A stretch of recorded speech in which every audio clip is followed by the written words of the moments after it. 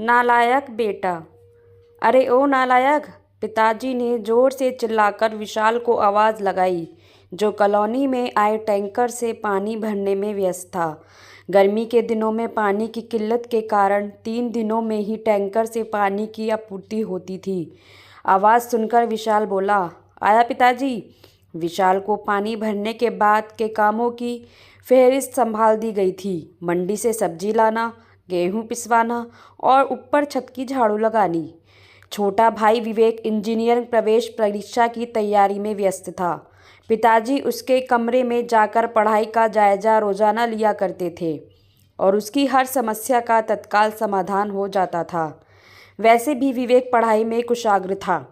विशाल भी पढ़ाई में औसत दर्जे का छात्र रहा और उसने बीए कर नौकरी की तलाश जारी कर दी थी।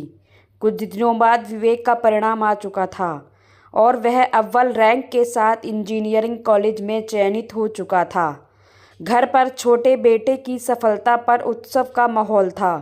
पिताजी ने पूरे मोहल्ले भर में मिठाई बंटवाई थी। पैसों की व्यवस्था कर छोटे बेटे का दाखिला इंजीनियरिंग कॉलेज में करवा दिया गया। अगले ही महीने बड़े बेटे विशाल का भी बैंक में क्लर्क की पोस्ट पर चयन हो गया। पर आज घर में मां के सिवा किसी को भी इस सफलता पर बधाई देते हुए नहीं सुना। चूंकि पिताजी स्वयं प्रशासनिक अधिकारी पद से रिटायर हुए हैं, तो उनके लिए ऐसी सफलताएं मायने नहीं रखती थी। या यूं कहे कि इस पर खुशी जाहिर करना भी उनकी शान में कमी करने जैसा था। माँ ने विशाल को गले से लगाया और आशीर्वाद भी दिया था। उसका मनपसंद गाजर का हलवा भी खाने में बनाया था। छोटी बहन अन्नू भी अपना रोल मॉडल विवेक भैया को ही मानती थी और अपनी पढ़ाई की सारी चर्चाएं भी उन्हीं से फ़ोन पर करती थी।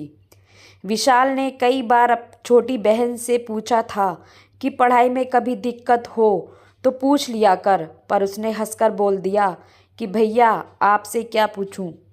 विवेक की पढ़ाई पूरी हो चुकी थी और उसे अमेरिकन कंपनी ने अच्छे पैकेज पर न्यूयॉर्क ऑफिस दे दिया था। कुछ साल में उसने वहीं शादी कर वहीं की नागरिकता के लिए अर्जी लगा दी। अब तो उसका घर आना भी वर्ष में एक ही बार होता था। विवेक ने फ़ोन पर ही शादी की खबर भी 1 वर्ष बाद ही बच्चे होने की खबर के साथ ही घर पर दी थी। पिताजी अपमान के भाव को मन के अंदर ही दफन कर खुशी से आशीर्वाद देने का अभिनय कर रहे थे।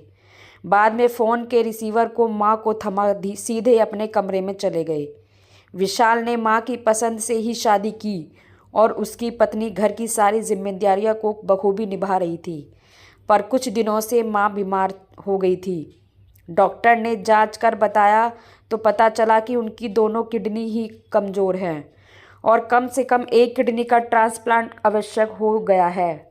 विशाल ने अपनी किडनी खुशी खुशी माँ को दे दी थी। जब खबर विवेक तक पहुंची तो छुट्टी नहीं मिलने की मजबूरी बताकर आने में असमर्थता जता दिया। आज पहली बार पिताजी नालायक बेटे के गले लगकर फफक फफक कर रो रहे थे। तो फ्रेंड्स, ये कहानी आपको कैसी लगी कमेंट्स बॉक्स में ज़रूर बताइएगा। कहानी को लाइक व शेयर जरूर कीजिएगा और चैनल पर नए हैं तो सब्सक्राइब कीजिएगा। कहानी सुनने के लिए धन्यवाद।